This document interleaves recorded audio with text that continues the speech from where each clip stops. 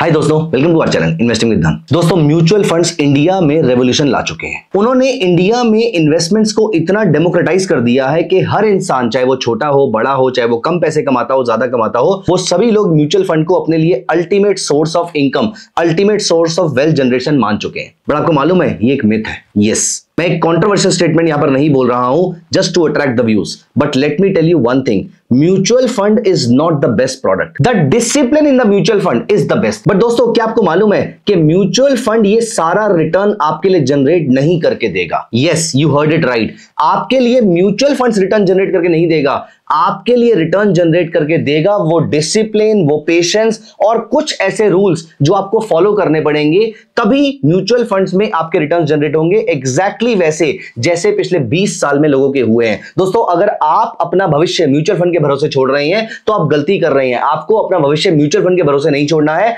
आपको अपना भविष्य छोड़ना है म्यूचुअल फंड प्लस कुछ रूल्स जो आपको फॉलो करने हैं। इन दोनों चीजों का कॉम्बिनेशन जो है वो आपके लिए रिटर्न जनरेट करेगा, ना कि सिर्फ म्यूचुअल फंड। फॉर एग्जांपल मैं समझाता हूं आपको, अगर आपने अपना सारा पैसा लिक्विड फंड में डाल दिया या अगर आपने अपना सारा पैसा डेट फंड में डाल दिया और डेट की साइकिल ओवर हो चुकी है, तो क्या आपके लिए रिटर्न जनरेट होगा? नहीं होगा। लेकिन आप बोलेंगे कि नहीं, मैंने तो अपना पैसा इक्विटी मार्केट में डाला हुआ है। दोस्तों, आपने अपना सारा का सारा पैसा इक्विटी मार्केट में डाल दिया, लेकिन 2020 से पहले आपने उसको रिव्यू ही नहीं किया और इक्विटी मार्केट ने नेगेटिव रिटर्न जनरेट करना शुरू कर दिए, या फिर पिछले 1 साल से इक्विटी मार्केट रिटर्न जनरेट नहीं कर रही है और आपको अपने फंड को कहीं पर शफल करके, कहीं पर शिफ्ट करके ले जाना था, लेकिन आप वो लेकर नहीं गए हैं, तो क्या आपके रिटर्न जनरेट होंगे? नहीं होंगे। दोस्तों, म्यूचुअल फंड तो इंपॉर्टेंट है ही, लेकिन जो रूल्स मैं आपके साथ इस वीडियो में डिस्कस करने वाला हूं वो रूल्स बहुत ज्यादा इंपॉर्टेंट है। वो रूल्स आपके लिए रिटर्न जनरेट करेंगे, ना कि सिर्फ म्यूचुअल फंड वो रिटर्न जनरेट करने वाला है। तो दोस्तों, नोटपैड उठा लीजिए और लिखना शुरू कीजिए रूल्स कौन कौन से हैं। This is going to be a very very important video for you,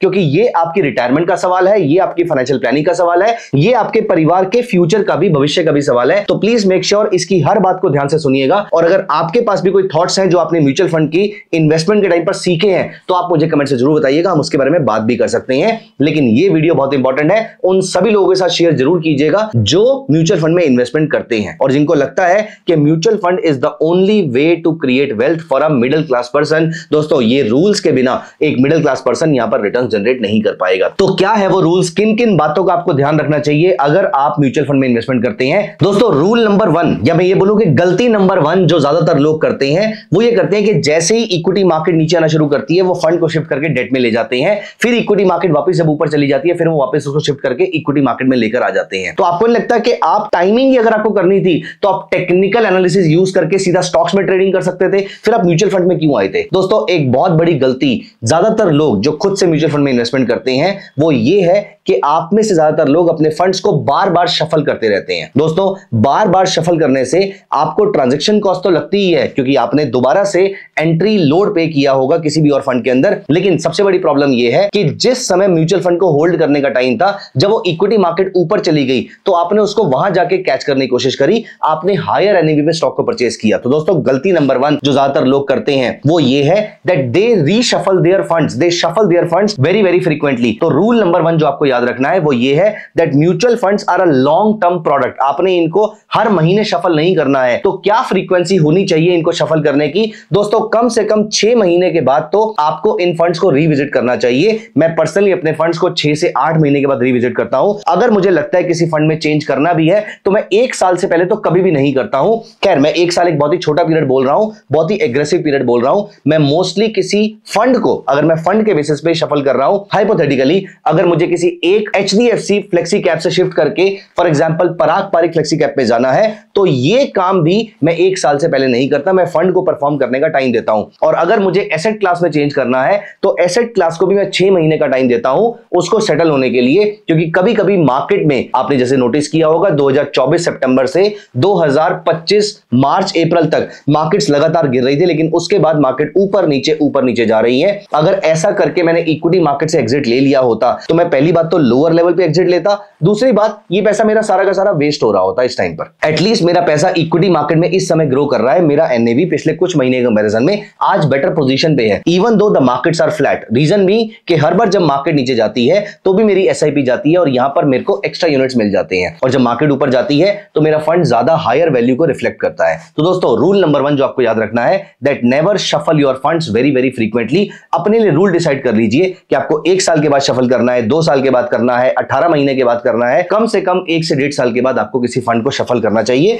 उससे पहले उसकी परफॉर्मेंस पे डाउट नहीं करना चाहिए। आप ट्रेडिंग नहीं कर रहे, आप इन्वेस्टमेंट कर रहे हैं, और कंपाउंडिंग लॉन्ग टर्म में काम करती है, शॉर्ट टर्म में काम नहीं करती है। दोस्तों रूल नंबर 2, आज की डेट में ज्यादातर लोग क्या करते हैं, क्योंकि उनके पास एक फ्लेक्सी कैप फंड है, वो सिंपल अपना पैसा उठाते हैं और फ्लेक्सी कैप फंड में डाल देते हैं। चीजें अगर इतनी आसान होती तो हम सब लोग बहुत अच्छा पैसा कमा चुके होते। Always make sure to diversify your portfolio in the mutual funds. आप बोलेंगे कि फ्लेक्सी कैप फंड में ऑलरेडी डाइवर्सिफाइड है, क्योंकि मिड कैप भी है, स्मॉल कैप भी है और लार्ज कैप स्टॉक्स भी हैं। नहीं दोस्तों, ये डाइवर्सिफिकेशन नहीं होती है। डाइवर्सिफिकेशन का मतलब होता है कि आपको अपने पैसे को डेट, इक्विटी, गोल्ड तीनों में थोड़ा थोड़ा डिवाइड करना है। गोल्ड में आप करें ना करें आपकी मर्जी है, क्योंकि मुझे नहीं मालूम है कि आपके पास कितना फिजिकल गोल्ड है, आपके परिवार के पास कितना फिजिकल गोल्ड है, लेकिन डेट और इक्विटी में तो आपका एक कंट्रीब्यूशन होना चाहिए। एज अ जनरल प्रिंसिपल, आपकी एज, मतलब जितनी आपकी एज है उतना पैसा, उतना proportion of your capital should be invested in debt market, और बाकी पैसा 100 minus your age should be invested in equity market. मान लेते हैं कि आपकी एज 25 साल है, तो 25% पैसा आपको डेट में रखना चाहिए,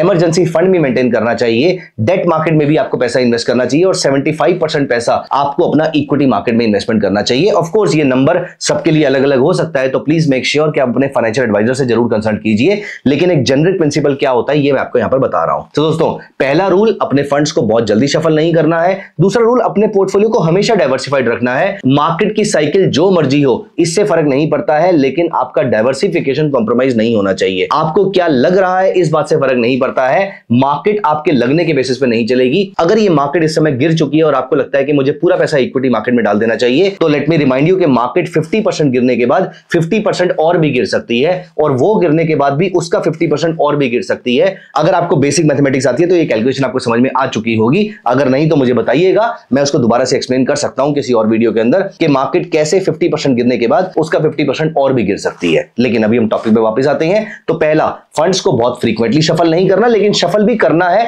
डिपेंडिंग अपॉन कि उनकी परफॉर्मेंस कैसी है। दूसरा, आपको अपने फंड को डाइवर्सिफाई करना है, ओवर डाइवर्सिफाई नहीं करना है, सिर्फ और सिर्फ डाइवर्सिफाई करना है। दोस्तों रूल नंबर 3 जो आपको याद रखना है वो मैंने पहले आपको इनडायरेक्टली बता दिया है। Do not try to time the market when you are investing in the mutual funds. For that matter, whenever you are investing, आपको मार्केट की टाइमिंग पे फोकस नहीं करना चाहिए, आपको मार्केट में टाइम पे फोकस करना चाहिए। ट्रेडिंग काम करती है टाइमिंग के बेसिस पे, इन्वेस्टमेंट काम करती है टाइम के बेसिस पे। तो अगर आप ट्रेड कर रहे हैं तो आपको टाइम करना है, मोमेंटम कैच करना है, रिवर्सल कैच करना है, लेकिन अगर आप इन्वेस्ट कर रहे हैं तो every bottom, every dip is a buying opportunity for you. आपको जितना लंबा टाइम मार्केट में आप बैठ सकते हैं वो आपके लिए सबसे ज्यादा मैटर करना चाहिए। दोस्तों रूल नंबर 4 कहता है कि आपको अपनी इन्वेस्टमेंट्स को प्लान करना चाहिए। ऐसा नहीं है कि कुछ भी पैसे कहीं से है और इमीडिएटली आपने इक्विटी मार्केट में डाल दिए, इमीडिएटली आपने डेट में डाल दिए। इस बार मुझे लग रहा है कि इक्विटी ऊपर जाएगी तो मैंने इक्विटी में डाल दिए, इस बार मुझे लग रहा है कि डेट ऊपर जाएगा तो मैंने डेट में डाल दिए। नहीं दोस्तों, आपको अपनी इन्वेस्टमेंट को प्लान करना चाहिए और हमेशा अपने लिए कुछ रूल्स बनाने चाहिए और उन रूल्स को ब्रेक नहीं करना है। जैसे कि मैंने आपको एक जेनेरिक रूल बताया है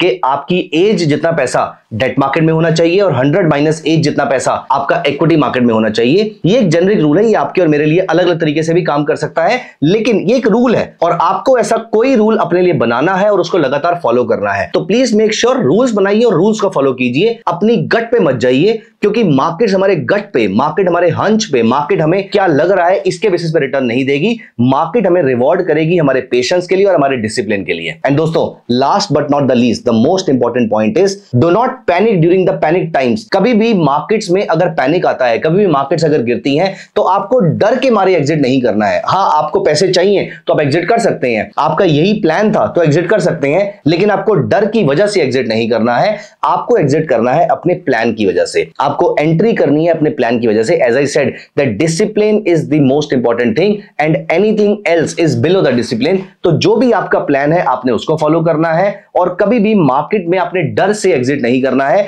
दोस्तों वॉरेन बफेट का एक कोट अगर आप फॉलो करेंगे तो I am very very sure कि आप लॉन्ग टर्म में पैसे जरूर बना पाएंगे। Be fearful when others are greedy and be greedy when others are fearful. तो जब कभी मार्केट्स बहुत ज्यादा हाई पे होती हैं, मोस्टली एग्जिट तब किया जाता है, लेकिन हम में से ज्यादातर लोग एग्जिट तब करते हैं जब मार्केट्स क्रैश हो रही होती हैं। ऐसा नहीं करना होता है। तो दोस्तों, पांचवा और सबसे इंपॉर्टेंट रूल ये कहता है that do not panic in the market. आप मार्केट में एक हफ्ता, एक महीना या एक साल के लिए नहीं है, आप कम से कम 1 डेकेड, 2 डेकेड या 3 डेकेड के लिए इन्वेस्टमेंट कर रहे हैं। आप इन्वेस्टमेंट कर रहे हैं अपनी रिटायरमेंट के लिए, आप इन्वेस्टमेंट कर रहे हैं अपने लाइफ के गोल्स के लिए, आप इन्वेस्टमेंट कर रहे हैं अपनी आने वाली जनरेशन के लिए। तो प्लीज मेक श्योर कि एक हफ्ता आपका भविष्य और आपकी जनरेशन का भविष्य चेंज नहीं कर सकता है। इसलिए मार्केट्स में अप्स एंड डाउन्स चलते रहेंगे, आपको अपने प्लान पे स्टिक रहना है। आपका प्लान रॉबस्ट होना चाहिए, कुछ सालों के अंदर चेंज भी होना चाहिए, लेकिन जो भी आपका प्लान रहेगा आपने हमेशा उसको फॉलो करना है। तो दोस्तों, ये 5 रूल है जो आपको फॉलो करने हैं। मैं 5 रूल आपके लिए रिपीट कर रहा हूं। पहला, never shuffle your portfolio very frequently.